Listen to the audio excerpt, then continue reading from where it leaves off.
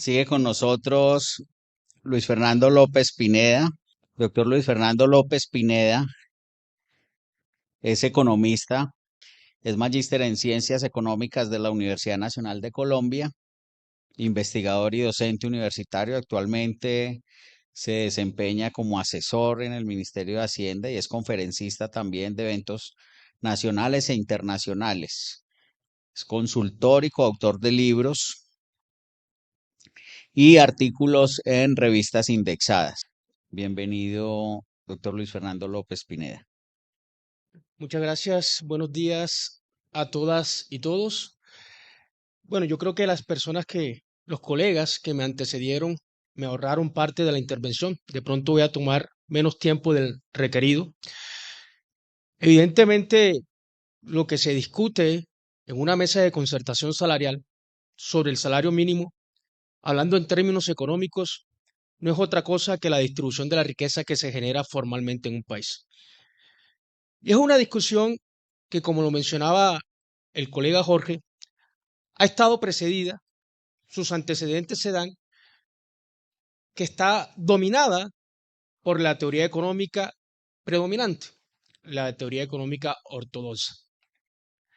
Ya acá el joven colega de representante de los sindicatos nos mencionaba cómo hay unas teorías, especialmente keynesianas, pero no solamente están las keynesianas, hay diferentes teorías heterodoxas que explican la relación entre capital y trabajo de manera diferente.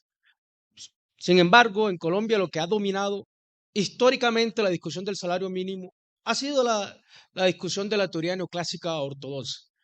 ¿Qué significa eso? Lo que ya explicaba Jorge, de que el trabajo es un factor de producción y por lo tanto lo miramos desde el punto de vista de los costos laborales y todo lo que se implique aumentos salariales implica un aumento del costo de producción y por tanto puede conllevar a generar lo que ya conocemos, lo que ya se ha mencionado, desempleo, bajas en productividad, etcétera. Y además se explican algunos expertos economistas que en Colombia, al mirar el mercado de trabajo, porque también, dado que está dominado por la teoría económica ortodoxa, también se analiza desde el punto de vista de un mercado tradicional en economía, un mercado que funciona básicamente como mercado de competencia, el mercado de trabajo, siendo que no es así.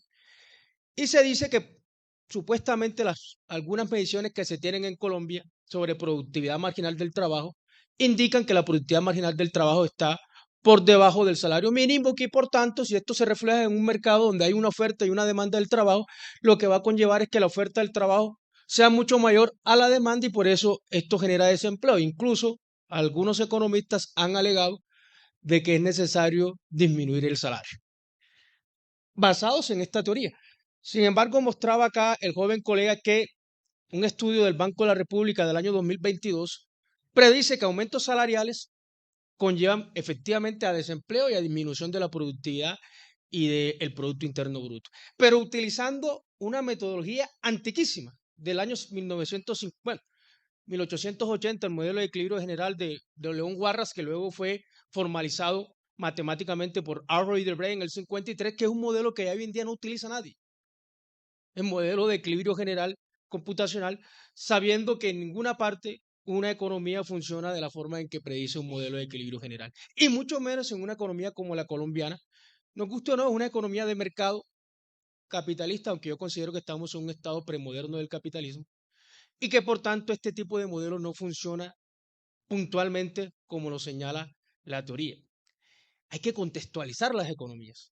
La economía colombiana es una economía donde más del 50% de la población ocupada lo hace por fuera del mercado empresarial, por no llamarlo informal, porque no me gusta esa palabra, lo hace por fuera del mercado empresarial. Entonces, lo que está pasando aquí en los últimos años, donde hemos tenido aumentos del salario real por encima del 5%, como ya lo mostraba, y no hemos tenido desempleo antes, por el contrario, el desempleo ha caído, ha aumentado el empleo, y lo que llama el DANE empleo formal también ha aumentado, disminuyendo el empleo informal. Los especialistas que venían estudiando estos modelos no le encuentran explicación. Lo último que ha dicho el Banco de la República, por ejemplo, es que evidentemente lo que se ha dado es un incentivo a la demanda agregada por el lado del consumo, porque al tener mayor poder adquisitivo los trabajadores efectivamente tienen mayor capacidad de compra y de consumo. También señalan de que ha habido un aumento del gasto público por parte del gobierno nacional, aunque todo lo que se ha gastado en materia de gasto público ha estado en el presupuesto. Todo el gasto público está efectivamente presupuestado, por tanto, no está por fuera de lo que se planeó. Y este aumento de la demanda agregada, dice el Banco de la República que ya alcanzó su tope, que ya justificando posiblemente que el salario mínimo no crezca mucho para el próximo año, que ya no hay más lugar, y era la pregunta que me hacían para mi intervención, no hay más lugar a seguir haciendo aumentos sostenidos del salario real de los que hemos tenido en los últimos años, porque posiblemente la oferta agregada, es decir, la capacidad de producción del sector empresarial, no va a tener la dinámica para responder a ese aumento de la demanda agregada y por lo tanto eso va a conllevar a generar inflación y que posiblemente va a terminar afectando a buena parte de la población porque la inflación es un impuesto a toda la población. Bueno, resulta que ¿cómo podemos medir la capacidad productiva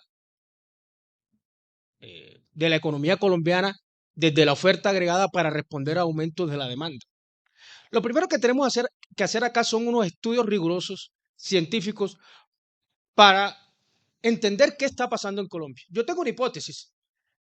La hipótesis, como ya lo mencionaba el colega, bueno, es que la demanda agregada se ha fortalecido y la oferta agregada ha respondido de manera idónea a ese aumento de la demanda agregada. ¿Y por qué ha respondido? Porque tenemos todavía mucho margen de maniobra. O sea, nosotros no estamos en una economía de pleno empleo.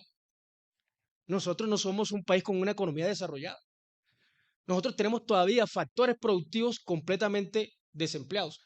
Desempleados. Y hablando de la naturaleza humana, de la generación de la riqueza, que lo único que genera riqueza es el trabajo, ya mencioné que el 50% de la población ocupada no lo hace en el mercado empresarial formal, sino que lo hace en la economía popular. Y aumentos sostenidos del salario mínimo no solamente motivan un mayor aumento de la oferta agregada formal, sino que también dinamizan a la economía popular. Porque al haber un mayor poder adquisitivo, la economía popular tiene la forma de seguir creciendo. Y aquí nosotros solemos satanizar a la economía popular. Cuando digo aquí, digo en Colombia. Y queremos que la economía popular se convierta en parte en la economía tradicional, empresarial, formal, cuando nosotros somos una economía con un contexto completamente diferente a otras economías del mundo y no tenemos por qué satanizar a la economía popular. Por el contrario, buena parte de la economía empresarial formal se nutre de la economía popular. Sus mercados de salida en buena parte están en la economía popular. Lo que tenemos es que fortalecer esa economía popular.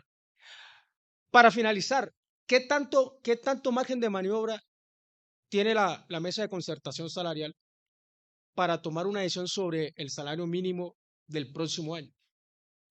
Yo considero que hay bastante margen de maniobra porque aún la economía, estamos muy lejos de una economía de pleno empleo y la oferta agregada puede seguir respondiendo a los aumentos de la demanda. Mucho más aún cuando tenemos políticas públicas del gobierno nacional de fomento a la actividad productiva, especialmente a la actividad agropecuaria. Toca hacer la tarea también en materia de transformación productiva, que es uno de mis temas de expertise, hacer la tarea en materia de transformación productiva, dar saltos de manera cualitativa hacia otros sectores productivos de la economía donde no nos encontramos actualmente y nos toca traer esos bienes desde el exterior, hacer la tarea allí en materia de política pública a través de la política gubernamental y de esta forma estoy casi seguro que vamos a tener margen de maniobra para poder seguir haciendo aumentos sostenidos en el salario mínimo. Muchas gracias.